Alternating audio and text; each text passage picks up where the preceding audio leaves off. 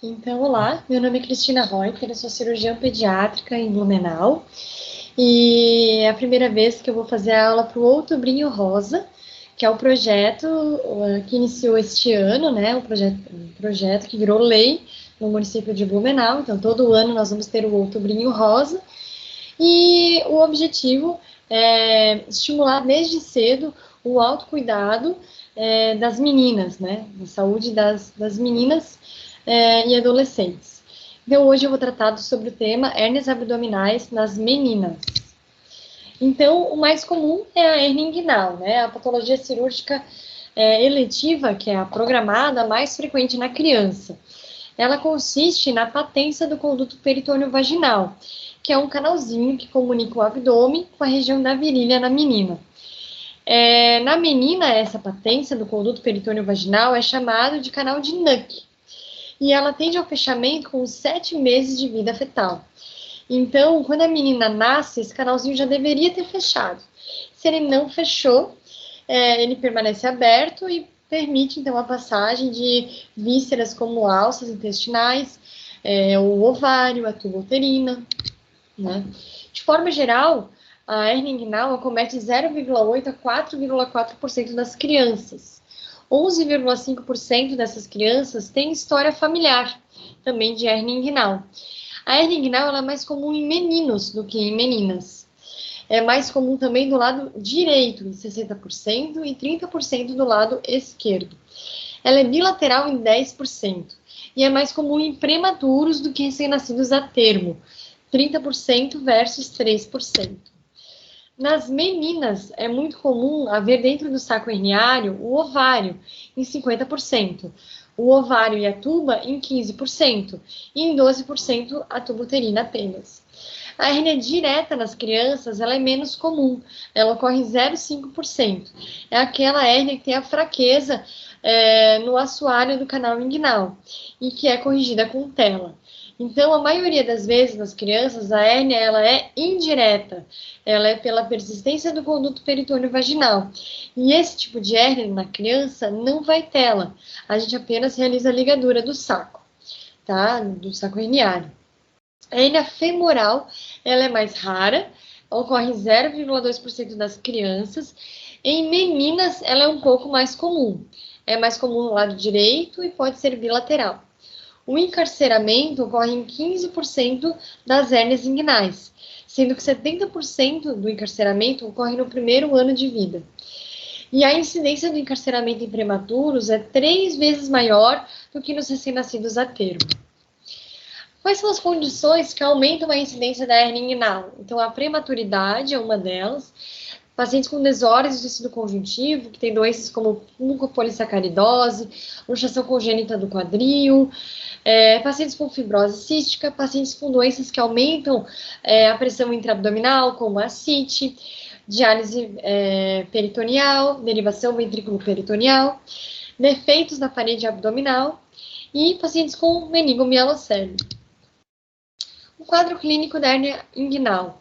Ele pode ser assintomático, ser um achado do exame físico pelo pediatra ou até mesmo pelos pais, ou sintomático. Então, tem a história do abaulamento inguinal, com choro, né, provocado por choro, tosse, esforço ou outro esforço físico, né, e dor nesse local quando há esse abaulamento. No exame físico, a gente vai fazer a inspeção, vai olhar se existe algum abaulamento e vai palpar. Então, a gente faz a palpação com o dedo indicador do tubérculo púbico, na região inguinal, né, em direção à lateral, e tenta palpar o espessamento do conduto peritônio vaginal. Quando a gente palpa esse espessamento, a gente chama de sinal da seda de Gross. Manobras como tossir com a mão na boca ou tossir em pé ajudam, porque a gente faz uma manobra de valsalva. A gente aumenta a pressão intraabdominal e acaba saltando a hérnia, né? Que é um abalamento na virilha. Outra forma de diagnóstico é o ultrassom. A gente não pede com muita frequência, porque para o cirurgião pediátrico basta a história e o exame físico. Então, história de abaulamento inguinal acompanhado de dor ou desconforto, principalmente aos esforços, e presença do sinal da seda de Gross. As duas coisas já indicam cirurgia. Agora, quando o cirurgião ficou em dúvida no exame físico ou está em dúvida em relação à história, ele solicita o ultrassom. O ultrassom vai mostrar o alargamento do anel inguinal interno, geralmente acima de 4 a 5 milímetros. O diagnóstico diferencial da hérnia inguinal em meninas pode ser a adenopatia inguinal, que são as ínguas, ou a presença da gordura pré-peritoneal. E o tratamento da hérnia inguinal, ele é sempre cirúrgico. O procedimento, quando eletivo, quando programado, ele é realizado em regime ambulatorial. O que é isso? A criança interna em jejum, realiza a cirurgia, recupera no pós-operatório e consegue ir embora no mesmo dia. Não precisa ficar internado, né? A gente chama isso também de hospital dia. Quando a criança interna, opera e vai embora, tá? Agora, crianças prematuras ou crianças abaixo de 60 semanas pós-conceptuais, elas não podem ir embora, né? Os prematurinhos, então, eles precisam alcançar de 1,8 kg a 2 kg e fazer o pós-operatório na UTI pediátrica. E as crianças que já estão maiorzinhas, mas estão abaixo de 60 semanas pós-conceptuais, porque nasceram prematuras, elas precisam ficar monitorizadas por 24 horas. Aqui em Blumenau, a gente deixa elas na UTI para ter uma melhor assistência, né? Porque elas têm risco de apneia no pós-operatório e bradicardia por conta da anestesia geral, tá? Então, a cirurgia que é feita é herniorrafia inguinal aberta, é um corte de mais ou menos 1,5 a 2 centímetros na região da virilha, aonde a gente abre a pele, o subcutâneo, o anel inguinal externo, né, e até a gente achar o saco herniário na menina. Né, isolou o saco herniário, a gente vai averiguar se ele está muito espessado, se aparentemente tem algum conteúdo ali dentro. Se existe algum conteúdo, a gente abre o saco e verifica, né, se tem uma tuba uterina, um ovário, uma alça. Se houver, a gente introduz esse conteúdo dentro do saco proximal, realiza a ligadura alta, né, desse saco. Por fim, faz um reforço do tendão conjunto da musculatura da região inguinal ao ligamento inguinal, fazer um reforço da parede posterior ali, e depois sutura o anel inguinal externo, o subcutâneo e a pele. Né? Geralmente a gente faz um bloqueio anestésico, um bloqueio inguinal para a criança demorar para sentir dor no pós-operatório, né? E quando há presença de alguma gônada, né? Não parece ser ovário, parece ser testículo, por exemplo, a gente precisa biopsiar, né? Para fazer o diagnóstico de desordem do desenvolvimento sexual, tá? Aqui é uma foto de uma hérnia inguinal, na verdade aqui é bilateral, mas o abaulamento maior é à esquerda, e nesse abaulamento havia encarcerado uma tuba uterina e um ovário. Tá? Aqui também, nessa foto, mostrando um ovário e uma tuba uterina dentro do saco herniário. Essa cirurgia também pode ser feita por videolaparoscopia, né? Só que aqui a gente tem que violar o peritônio e inserir 3 trocárteres, né? Então são 3 pequenas incisões. A gente não acha que vale muito a pena fazer por videolaparoscopia, porque o corte da cirurgia aberta é bem pequenininho e a gente não precisa violar o peritônio. Uso de tela, então quase nunca, porque a maioria das hérnias em criança, principalmente em meninas, né, é a hérnia inguinal indireta e não precisa ter tela. A hérnia femoral, que também é uma das mais comuns em meninas, também não vai tela, né? Depois eu vou falar sobre a hérnia femoral. A exceção, né, da regra é hérnias recidivadas em doenças do tecido conjuntivo e mucopolissacaridose, mas isso é muito raro. Exploração contralateral, né? Abaixo de 1 ano é muito comum haver em 40% hérnia inguinal bilateral. Após 1 ano, né, em 20%. E em meninas, 50%. Então, se, por exemplo, eu tenho uma criança, uma menina com uma hérnia inguinal esquerda, né? Uma menina e abaixo dos 2 anos. Então, eu vou conversar com os pais, se né, explicar que é um risco de 50% de ela ter hérnia bilateral, né, tanto por ela ser menina, como por ela ser abaixo de 1 ano. E se os pais não quiserem fazer só do lado que tem a clínica, tudo bem, né? Só que eles têm que ficar cientes que 1 mês, 2 meses após a cirurgia pode vir a ocorrer a clínica do outro lado, né? Então, essa decisão sempre em conjunto com os pais, tá? Complicações. Recidiva é muito baixa, a complicação é 1%, principalmente nas cirurgias eletivas. A incidência maior em prematuros, nas hérnias encarceradas ou em crianças com doenças associadas. Infecção, 1 a 3%, também é muito baixo. Pode haver hematoma, principalmente na menina, quando a gente não faz a ligadura ou cauteriza o saco distal, porque na menina é muito comum, né? Muito comum não, existe o ligamento redondo do útero dentro do saco herniário.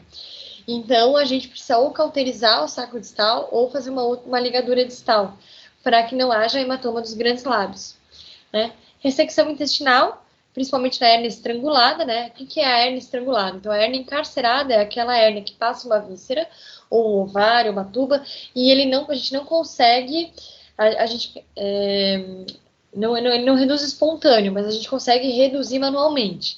Então, essa é a encarcerada. E a estrangulada é quando a gente não consegue reduzir manualmente. Precisa de uma cirurgia de emergência, né? Então, quando isso acontece, principalmente envolvendo alça, é uma das complicações, né? Às vezes tem que até ressecar um pedaço de intestino, né? E a recorrência da hérnia também é baixa, em torno de 1%, e no período neonatal, em 8%. Por quê? Porque é uma cirurgia um pouco mais delicada, é um pouco mais difícil, os tecidos são mais delicados, mais finos, né? Então, por isso pode ocorrer a recorrência. Agora eu vou falar um pouquinho sobre a hérnia inguinal encarcerada. Né? Então, quando o conteúdo abdominal ele não retorna para a cavidade abdominal de forma espontânea.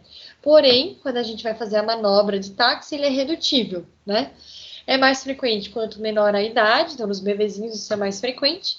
Maior incidência também é do lado direito. E as hérnias mais perigosas são aquelas hérnias pequenas, que têm mais chance de encarcerar. Então, um buraquinho é menor, a alça passa e não consegue voltar. Ou é a fisiopatologia? Ocorre uma obstrução intestinal. Por quê? Porque é uma dificuldade do retorno venoso, né? Então a alça fica presa, acaba que não vem circulação, né, para essa alça e não consegue o sangue voltar. Acaba vendo então a parada do fluxo arterial, uma necrose dessa alça e aqui um comprometimento de irrigação, aqui no caso do testículo, mas a gente falando de alça, comprometimento da irrigação da alça, né? A história clínica, né? A história clínica é o início agudo, né? Então a criança começa a ficar chorosa, irritada, com dor.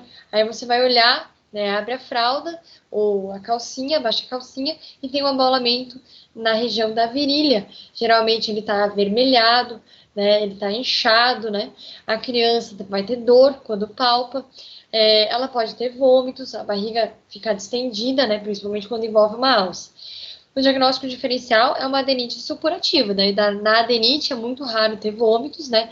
Pode até ocorrer por causa da dor, e é raro ter distensão abdominal. A adenite supurativa nada mais é do que uma íngua que infeccionou, né? Que inflamou e evoluiu para um processo infeccioso.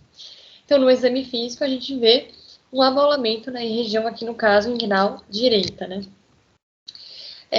As medidas que auxiliam a redução, né, dessa hérnia.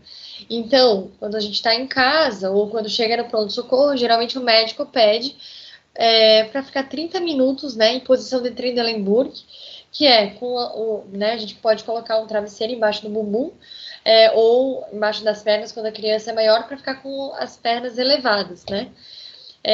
A gente faz analgesia, né, geralmente com dipirona ou paracetamol, e coloca um bloco de gelo, né, envolvido por um tecido, um pano, na região da virilha, né, onde há a hérnia, e espera uns 30 minutinhos. Quando a gente vai olhar se não houve a redução espontânea, então a gente faz a redução manual, né, que é a manobra de táxi. Se não reduz, então a gente tem que levar para o centro cirúrgico para fazer uma cirurgia de urgência, né. O tratamento, então, a tentativa de redução manual, que é a manobra de táxi, a cirurgia Se ela é irredutível, ela deve ser feita após 24, 48 horas até 7 dias. Por que que quando a gente reduz, a gente não opera no mesmo momento? Porque os tecidos estão todos edemaciados, né? Estão friáveis. Então, a chance de haver uma complicação é maior. Então, a gente espera haver uma diminuição do edema e aí a gente faz a cirurgia num melhor momento, um corte menor, com menos chance de complicação, né? A cirurgia de emergência, no caso, então, é quando ela é irredutível, a gente não consegue reduzir. E quando tem chance de comprometimento vascular e a hérnia já está estrangulada, né? Na dúvida também, quando há uma distensão abdominal, abaulamento inguinal, eu quero realmente ver, posso até pedir um raio-x de abdômen agudo, né? Às vezes vai até mostrar que tem ar lá na região inguinal. Qual é a contraindicação da redução manual, né? A contraindicação absoluta é quando a paciente está em choque séptico e peritonite. Né? Então, a alça já está podre ali na região inguinal, você não vai colocar essa alça podre para dentro. Por isso que é uma contraindicação absoluta. E a relativa é quando tem uma obstrução intestinal. Então, quando tem um abdômen bem distendido, né? Então, essa alça está lá em sofrimento, né? Então, a gente é preferível operar sem reduzir essa alça, né? Para você ver se ela está viável ou não. 90 a 95% das hérnias, elas podem ser reduzidas com sucesso. O risco de encarceramento recorrente é em torno de 16 a 35%. E a recidiva do encarceramento é em torno de 0,5 a 120 dias do primeiro episódio, né? Então, por isso que a gente tenta resolver, né? Quando começa a vir com frequência no pronto-socorro, a gente interna e resolve naquela ocasião para evitar que a criança fique sofrendo e tendo dor, né? Então, a cirurgia de urgência ou emergência, na falha das medidas clínicas, né? A hérnia, ela pode reduzir sozinha após anestesia. Quando isso ocorre, então, eu tenho que abrir o saco herniário e inspecionar, né, as alças e se tem sangue lá dentro, né? Se isso ocorrer, eu preciso fazer uma laparotomia ou uma laparoscopia, para ver se essa alça não está em sofrimento, com uma área de necrose, né? A lesão intestinal, que requer tratamento, ela é rara, em torno de 1 a 2%, mas ela pode ocorrer. Agora um pouquinho de hérnia femoral, né? Então, já comentei que é rara em crianças, em torno de 0,2%. O diagnóstico, né? Um inchaço na virilha, abaixo do orifício inguinal externo, quando vista no exame físico. Quando o saco herniário na cirurgia ele não é encontrado na herniorrafia inguinal, então não tem uma hernia inguinal indireta, a gente faz uma exploração da área femoral e aí a gente evidencia o saco nessa região e faz o reparo.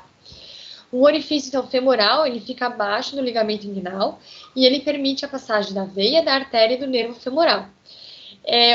O orifício herniário ele é sempre medial e o saco herniário está em contato junto à veia femoral. Então, a correção cirúrgica ocorre a aproximação da parte interna do ligamento de Cooper ao ligamento inguinal. E só tem que ter cuidado para não comprimir a veia femoral que está lá próxima, né? Então, aqui, né, abrindo a aponeurose do oblíquo externo, né, a presença do nervo inguinal ali embaixo e o anel inguinal externo, né. Ali a gente consegue visualizar a artéria femoral, a veia e o saco femoral junto à veia femoral, também próximo. E aqui a gente realizando, aproximando o ligamento de Cooper ao ligamento inguinal, só cuidando com a veia femoral para não comprimi-la, né? E agora um pouquinho sobre a hérnia epigástrica, né? A hérnia epigástrica, ela localiza entre o processo tifoide e a cicatriz umbilical, né? Então, é uma protrusão da gordura pré-peritoneal através do pequeno orifício da linha média da aponeurose anterior.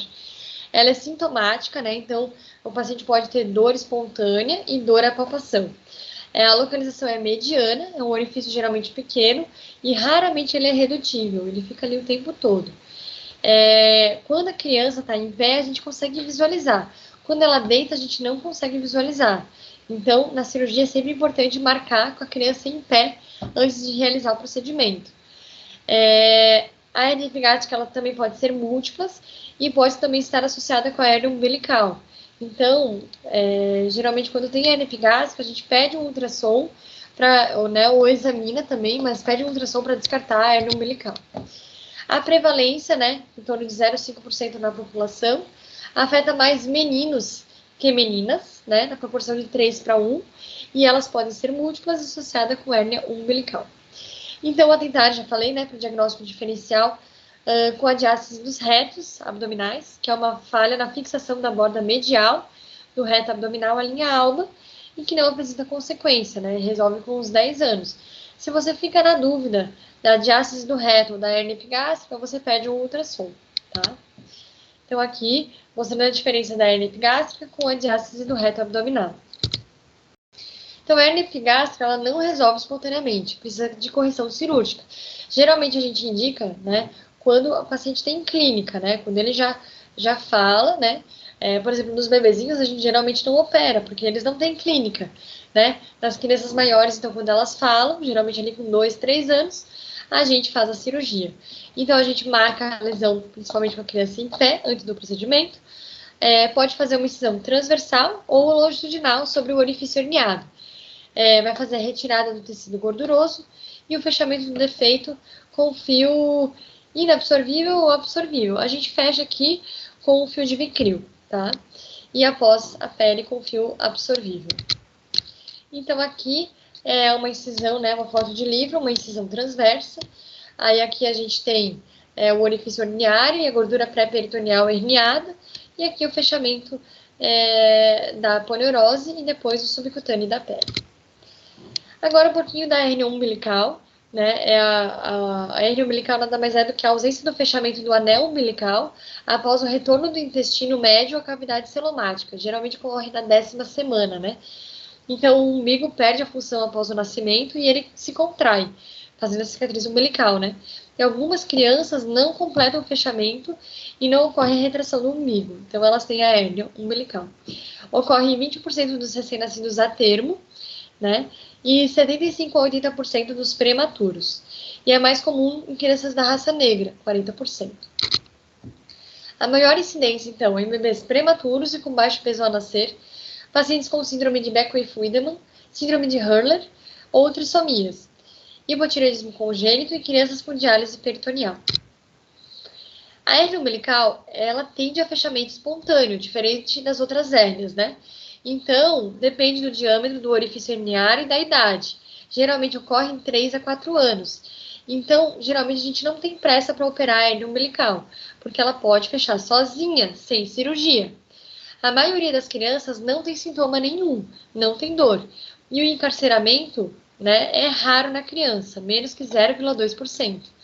E é mais comum ocorrer quando a hérnia é pequenininha, tem 0,5 a 1,5 centímetro. Ósseo, que é a tromba de elefante. Então, quando a criança tem essa hérnia, com uma protrusão bem importante de pele também, né, um excesso de pele, chama probóscide. A probóscide em si, ela não indica cirurgia, tá? Ela geralmente o anel é bem grande, então a gente espera, né, principalmente quando é bebezinho, a gente espera para realizar a cirurgia. Por quê? Porque a gente tem que ponderar risco e benefício. Então, um bebezinho de 1, 2 meses, mesmo com probóscide, ele pode fechar a hérnia sozinha, essa pele pode se acomodar com o crescimento da criança, então não justifica submeter um bebezinho de 1, 2 meses ou um prematurinho a uma anestesia geral, que tem riscos, né, para fazer uma cirurgia de hérnia umbilical. A gente pode esperar ali com 3, 4 anos e resolver mais para frente. Ou, se a probóscide é muito grande, né, então esperar pelo menos a criança completar 1 aninho de vida para estar realizando a cirurgia com mais segurança, né. E aí depois eu vou comentar sobre o tratamento da probóscide. Geralmente a gente faz umbilicoplastia, né, faz a plástica dessa pele. Então, as indicações cirúrgicas, né? Então, geralmente, a hérnia presente após os 6 anos, de qualquer tamanho, indica cirurgia, né? Hérnias acima de 1 centímetro após 2 ou 3 anos de idade, então até 4 não vai fechar sozinha, né? Grandes hérnias umbilicais, também acima de 1,5 em qualquer idade, dificilmente vão fechar sozinha, né? Em bebês, então, a gente espera até pelo menos 1 ano para escapar do risco cirúrgico, né?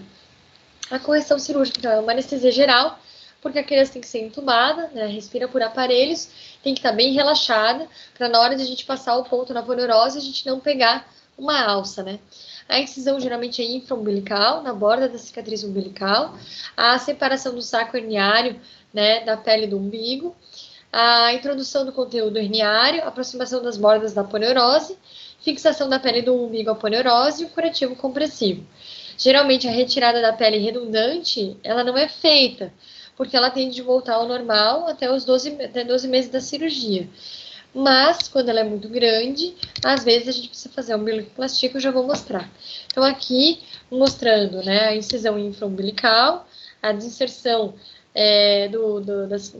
da fixação umbilical, né, da pele do saco herniário, o isolamento do saco herniário, o fechamento, né, a introdução do conteúdo para dentro da cavidade abdominal, o fechamento da aponeurose, a fixação do umbigo, né, e a sutura da pele. E a umbilicoplastia, então existem várias técnicas, né, essa aqui é uma delas que a gente usa aqui em Blumenau, né, então a gente faz uma incisão em losango, né, na parte superior é convexo, na parte inferior é côncavo, né? A gente faz essa incisão.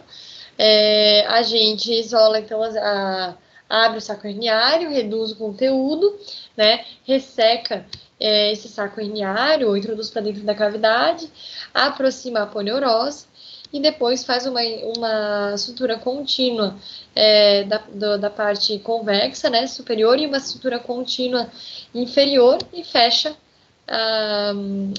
de forma longitudinal inferior, né, e fecha, fixa a parte superior e fecha a pele, né, como se fosse uma herniorrafia normal. Então, fica esse aspecto no pós-operatório. As complicações, né, da hérnia umbilical, a principal é a granuloma de corpo estranho, né, por uso de fios inabsorvíveis na hora de fixar o umbigo, seroma, hematoma, infecção de ferida operatória, e a recorrência, né, ela é rara, menos de 1%, quando ocorre tem que reoperar. Sempre na criança a gente vale lembrar aos pais que é contraindicado o uso de faixas elásticas ou ataduras no abdômen por limitação dos movimentos espontâneos e livres da musculatura abdominal, que pode ocorrer perda do tônus muscular e inibir o estímulo local de maturação anatômica, né?